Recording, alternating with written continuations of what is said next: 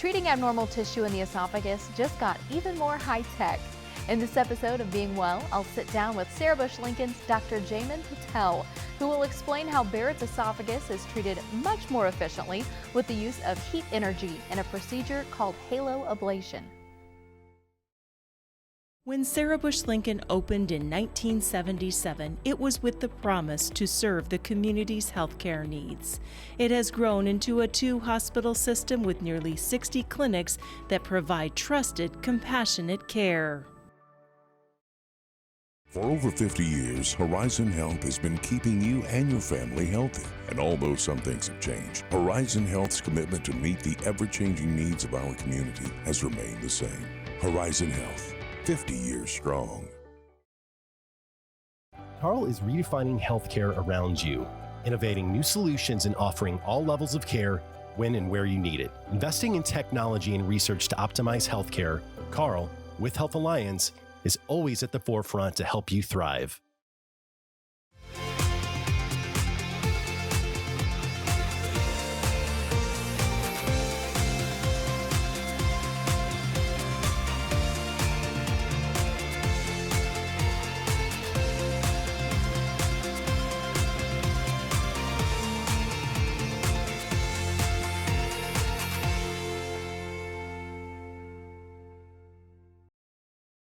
Thank you for joining us for another season of WEIU TV's Being Well. I'm your host, Lacey Spence, and today we are welcoming in a new guest to the show as we talk about all things esophageal.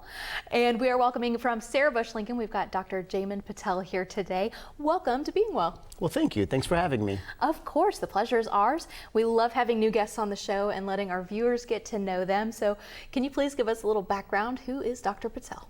Sure. So my name is Jaymon Patel. I am a gastroenterologist, and I practice basically in a specialty that involves GI gut health. And that can encompass anything, involving your GI tract, from your esophagus all the way down to the rectum. For this, I've completed some training before.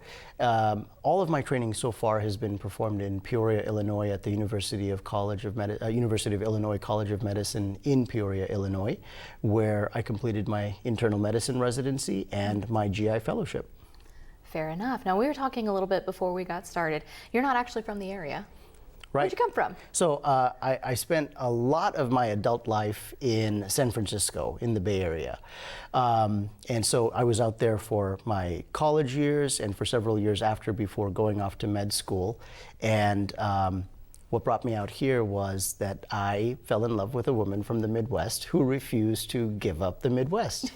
And so I chose to come here. Well, wonderful, and that is Pretty, correct? That is right. All right, so we're also going to have Pretty on later this season, so that's going to be an absolute treat to get the dynamic duo that you are. Well, thank you. Today, though, we're talking about the esophagus. So just to kind of lay the groundwork here, what would be 5 things off the top of your head that maybe impact esophagus health and also your gastro health? So in terms of foods, or in terms of what things in specifics? I would say what are things that we can do to take care of ourselves? What are maybe some downfalls that we fall into? Excellent questions. So just things to help improve our, I would say, our gut health, esophagus health, but even our global health. There's certain bad habits, unfortunately, some people have, which directly relate to pathologies of the esophagus. Some are smoking or any kind of tobacco ingestion. Alcohol is another sort of offender for these.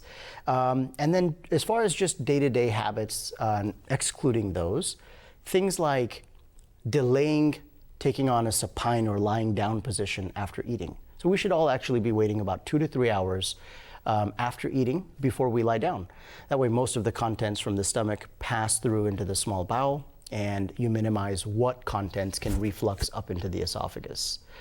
Beyond that, it's also kind of listening to your body. Though a lot of foods can't harm you, they can propagate reflux symptoms and actually promote gastroesophageal reflux. So avoidance or minimizing things like caffeine, chocolate. It's a lot of delicious things. Gosh. Yeah, things that are rich in tomato, onion, garlic, things like that. So a lot of delicious things, unfortunately. Isn't that how it always goes? It is. I also find it interesting you mentioned the staying upright, because oftentimes people, maybe if they overindulge a little bit, the first thing they think, I could use a nap. True. Actually, you just sparked a reminder for one other thing. So actually overeating itself. So the way that our food is stored after we eat tends to be a little bit higher up. And what happens is if we overeat, we stretch the stomach, but your esophagus and your stomach are sort of contiguous. And so when you do, you tend to stretch the lower part of the esophagus as well. And so the sphincter that's supposed to minimize reflux events gets propped open a little bit, worsening reflux symptoms. So it's a double whammy if you overeat and lie down. Oh my gosh, Yeah. as if we needed another, reason, but Right. Okay. So this season we're also going to have an entire episode dedicated to GERD, but just to kind of make sure our viewers are oriented to it as we have this discussion. What is GERD? So GERD is, it's a condition that can have various different symptoms, but it stands for gastroesophageal reflux disease. Okay. And the basic concept is it is reflux of contents from our stomach back up into our esophagus, which is our food pipe. And unfortunately, that's really detrimental for various reasons, which I guess we're going to get into in a little bit. But it can present in several different ways, which I think is really important to know. Some of the most classic symptoms are a sensation of burning up and down the chest. Then the other symptoms are something called water brash, where there's a sensation that liquids are actually coming up and sometimes often into our mouth. We call that water brash. This can also lead to things like a kind of a persistent dry cough, especially in the absence of any underlying lung disease. Having a constant dry cough could be a sign itself of GERD. And then abdominal pain. Interestingly, it can come in with right-sided abdominal pain, smack dab in the middle called epigastric abdominal pain, and then off to the left called left upper quadrant abdominal pain. So a variety of different presentations. And then the last one, where it's happening, but no one knows that it's happening, is called silent reflux. And that's kind of a scary one because it's going on in the background all the time. It can have deleterious effects, and it's often not diagnosed until really late, often for some other reason, because the patient never feels the symptoms of GERD. What's happening with that when you can't feel it? So unfortunately, that's where a lot of risk for things like Barrett's esophagus occur. And unfortunately, the way it can present other ways, so that, that's one of the, I would say, the more severe kind of outcomes. The other potentials are someone will be seen because all of a sudden they can't swallow very well. And what's happened is their esophagus is actually narrowed and tapered down some into stricture. And so they're having trouble swallowing. And it was because of reflux that was occurring for this long period of time, but they never sensed it, they never knew it. Gosh. Yeah. Okay, so that's scary. That is. To take a step back, when you talk about the burning, is that just like heartburn or something different? That's exactly right. So the other term for that, what we call substernal burning, which is up and down the chest, that is what we would classically call heartburn. So heartburn is a synonymous term for GERD. It's one of the manifestations of GERD. Okay. And then the other condition that you had talked about, I feel like I've heard the layman's term of like a wet burp. Is that kind of yes, similar? You're right, yeah. So that sort of is. Now, if it's a very sporadic here and there, then okay. Yeah, that's perfectly okay. But if it's something that a patient is experiencing frequently, that's probably worthwhile to get investigated a little further, because it shouldn't really be that frequent. In fact, so the base of our esophagus that I was referring to earlier, there's a little sphincter there, and that sphincter is supposed to open multiple times per day. That's physiologic, it's normal, and it's supposed to for venting purposes. When we eat, if we consume carbonated beverages, we need a way to release some of that trapped air and gas, so we belch and we let that out. But it shouldn't really, it should be dry. It shouldn't come with fluids. If it does, you are regurgitating some of that content. That's what's happening. Okay, so you mentioned Barrett's esophagus, and that's part of what we'd like to discuss today. Yeah. Can you kind of dive into it? What is it? What does it look like? And so on. Absolutely. So Barrett's esophagus is it's the culmination of a long-standing history often of GERD, of gastroesophageal reflux disease. And in it, what happens is that the lining of our esophagus starts to change to resemble the lining of the stomach. So we have different kinds of cells that line different parts of our GI tract because those cells carry on different functions. Though the cells that line the stomach are actually meant to accommodate stomach acid, which is rather acidic. Our esophagus is not meant for that. In fact, the sphincter, again, mostly closed, so this should not really be exposed to acid frequently. But over time, if there's long-standing reflux, that acid keeps washing up and down into the esophagus, and to better accommodate and handle that acid, the esophagus's lining changes to match that of the stomach. That's crazy. It's wild. So it's doing it in a way as this response to sort of help you. But unfortunately, sometimes the body's good nature to try to help us can lead to some aberrancies down the line and some changes because it wasn't designed, it wasn't meant to do that. And so the lining of the esophagus changes from what's called squamous, which is the normal esophagus lining, into something that's called columnar, which is literally kind of like cubes or columns, which is a thicker kind of lining for the stomach. But in doing so, then these precancerous changes start to happen. And they go from slightly precancerous, which is what we would call low-grade dysplasia, to higher grade, which we would call high-grade dysplasia. And the next step is adenocarcinoma in situ, so there's cancer overtly there. And then the next step is metastatic adenocarcinoma, which means it is now disseminated and spread through the body. So the goal is to capture it long, long, long before then. Absolutely. Are there risk factors as far as just me as a person? Am I more susceptible to it as a woman, a man, young, old? Great question. So you and all female gender have a much lower likelihood of developing Barrett's esophagus. All right. This is one of those, this is one of those conditions where I would say men have it a little bit worse here. Unlike things like autoimmune conditions, those tend to be more predominant in the female population.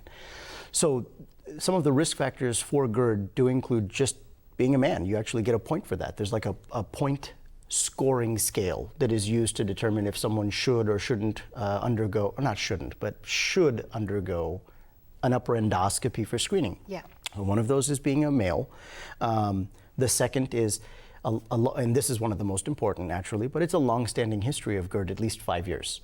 So if someone's had reflux for 5 years, even if it has been well controlled, that's like the basis point for the rest of the screening. Then it's men, age over 50. It is any smoking history. It includes being overweight or obesity falls under that category. Then certainly other factors include things like a family history of Barrett's esophagus or esophageal cancer in general. All of these are factors that we take into account. And if someone meets 2 out of the criteria, including the most important one, which is you have GERD, you should undergo a screening exam with an upper endoscopy. And so you've done your investigation, you've discovered that someone has this condition. What's next? How do we fix it? Great question. So the beautiful thing about this is that most people don't necessarily have to have it fixed. Okay. Those different categories that I was discussing, where there's low-grade dysplasia, high-grade dysplasia, and adenocarcinoma in situ, followed by the metastatic, the disseminated or spread cancer. There is this prior entity that is called non-dysplastic. That means it's precancerous, but the tissue is still organized enough that it hasn't begun any concerning changes. And if there is something nice to say about Barrett's esophagus, it's that it is a slow-moving creature. Okay. So the risk of progression is really low. In fact, it's on the order of 0.07% annually if there's no dysplasia. And those percentiles increase if you have low-grade dysplasia. Now you're at least in the single digits for it progressing annually. And if it's high-grade dysplasia, you're in the double digits. So most people who get diagnosed with Barrett's will be diagnosed as a non-dysplastic Barrett's, so they don't have any signs of the cancer already there. If that is the case, then those patients just need to undergo routine surveillance exams with an upper endoscopy. And for what it's worth, upper endoscopy is quite easy because there is no bowel prep. It is not like a colonoscopy. They don't have to do clear liquids for a whole day and drink all that stuff and then prepare. It's the day before the exam is a normal day. You go about your business. At midnight, you stop taking anything in by mouth and you get your exam done. But the point was that once you have it, if it's non-dysplastic, 1 year out from that first exam where we diagnosed you, we check it again, we biopsy it again, we make sure everything is stable. If it is, wonderful. Space out to 3 years, and it's every 3 years thereafter. In the meantime, there is something we can do if you're diagnosed with Barrett's to help minimize that risk of progression, and in a really small subset, actually have it regress, go away. That is the use of acid suppressors, how we would treat GERD in the first place. You treat the underlying cause. So using proton pump inhibitors are one of the mainstays of therapy currently, and controlling acid reflux symptoms for patients who actually feel the symptoms. Much trickier in the silent GERD patients. But for those who feel symptoms, controlling it so that their symptoms are resolved is one of the ways we help keep this at bay. And so as we're moving toward the more severe cases, if we have to do more drastic measures, on my list here I have HALO Ablation. I'm not sure if that's the same thing as EGD ablation. Yeah, so Yes sort and of, you no. could say sort of I'm in the synonymous. ballpark. Yeah. But what is this sort of treatment? What does this look like? What is it? Great question. So it's using a standard upper endoscope, what we call a gastroscope. But essentially, we have different tools that we can use in conjunction with the scope. So once we finish our exam, looking in the esophagus, the stomach, the small intestine, then we focus our attention to the Barrett's tissue. And we do so by using these catheters or balloons, depending upon how much of the esophagus is affected by the Barrett's tissue. Okay. So using these tools, we basically have these devices that allow us to apply direct thermal pressure, contact pressure, to the areas of the esophagus that are affected. And we burn that tissue, to put it as simply as I can. It's called a radiofrequency ablation. And it allows us to treat that area rather uniformly, with sort of a uniform depth and spread around. And we ablate, we burn, any affected area of Barrett's esophagus. Usually there are a couple of sessions, but that is the treatment. So it's done endoscopically, so the EGD ablation aspect that you were mentioning. And so HALO ablation or radiofrequency ablation is what we do. Now, those are reserved for patients once we have dysplasia. Okay. So a patient who has Barrett's, but it's the non-dysplastic kind, they do not need to undergo therapy for that. They just need to have it surveilled. And if you're one of the many where it will never work its way over towards cancer, wonderful. You never had to undergo that therapy.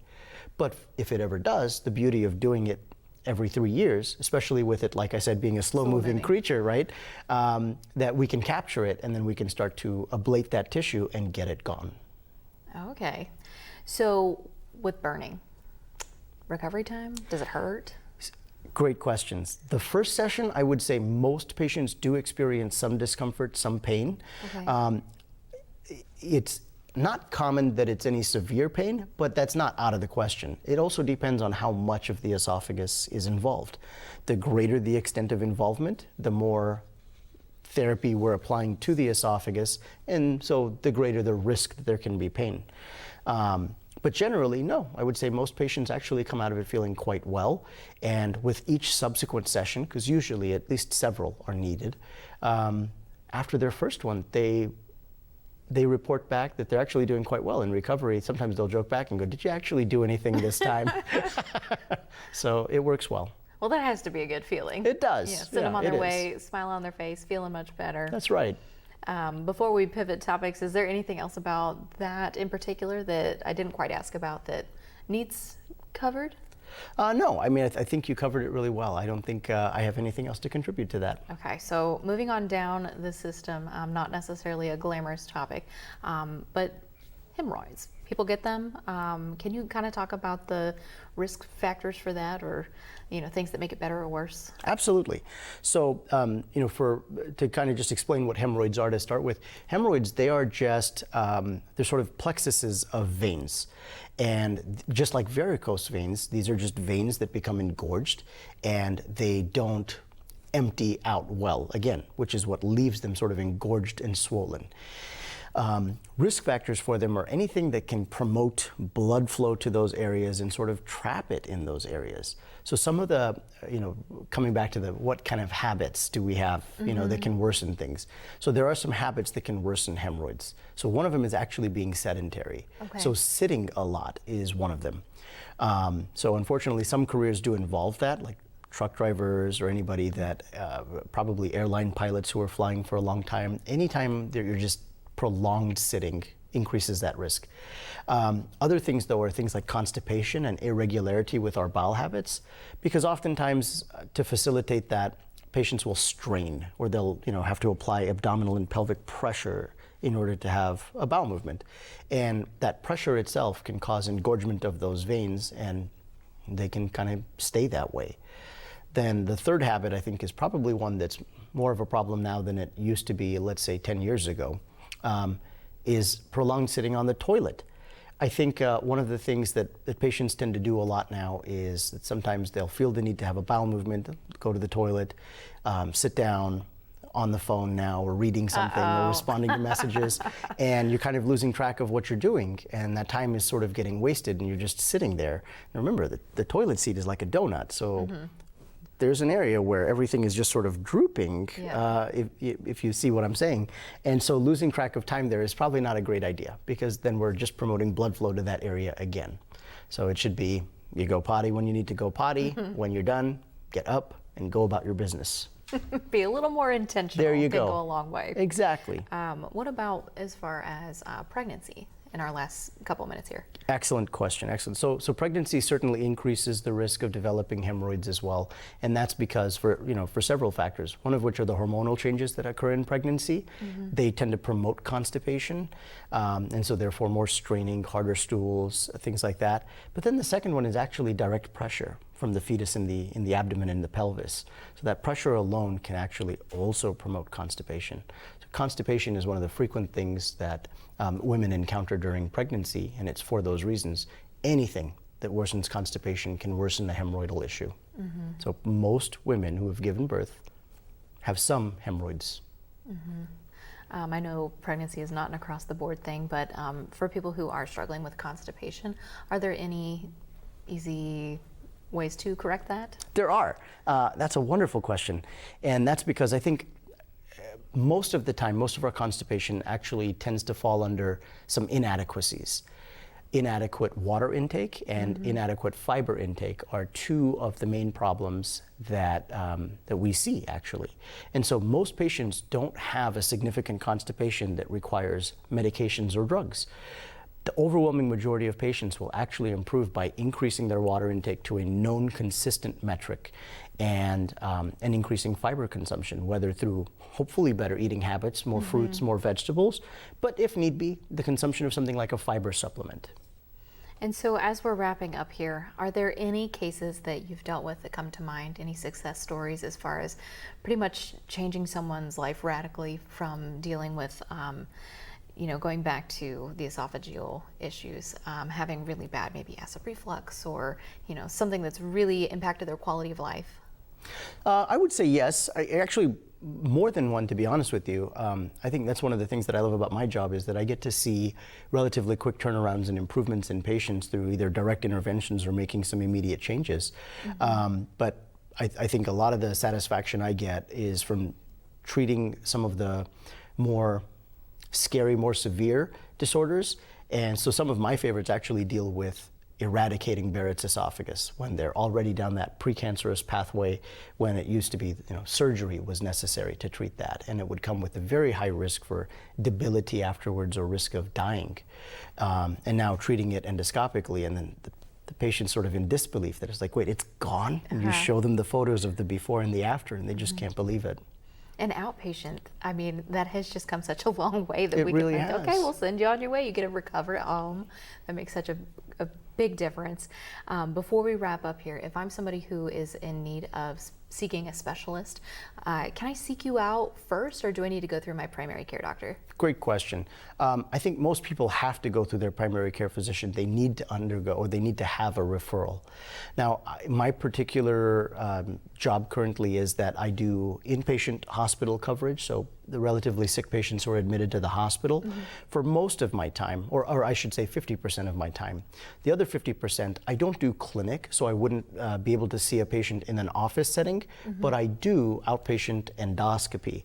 So oftentimes primary care docs will refer a patient to me for the need for, let's say, an upper endoscopy for someone who's been battling their reflux symptoms, or somebody who's going to get an upper or lower endoscopy because of bleeding issues. So they can be direct referred into that. But we do have other people who are in our office that patients can see either before or after. But most of the time we're able to address things right there at the time of endoscopy, or through some simple communications thereafter. Well, I can vouch. I have a loved one who went in for one recently. 10 minutes. I timed it. It was wild. Watched him wheeled away, wheeled back, 10 minutes flat. So Yeah. it's amazing what you all can do. Well, thank you. It is an efficient process. Well, Dr. Jaymon Patel, thank you so much for coming on Being Well. We've learned so much today. Well, thank you. Thank you again for having me. Of course, the pleasure is ours, and thank you to our viewers for joining us for this episode of Being Well, and I hope to see you next time. HALO is redefining healthcare around you, innovating new solutions and offering all levels of care when and where you need it. Investing in technology and research to optimize healthcare, Carl, with Health Alliance, is always at the forefront to help you thrive. For over 50 years, Horizon Health has been keeping you and your family healthy. And although some things have changed, Horizon Health's commitment to meet the ever-changing needs of our community has remained the same. Horizon Health, 50 years strong. When Sarah Bush Lincoln opened in 1977, it was with the promise to serve the community's healthcare needs. It has grown into a 2-hospital system with nearly 60 clinics that provide trusted, compassionate care.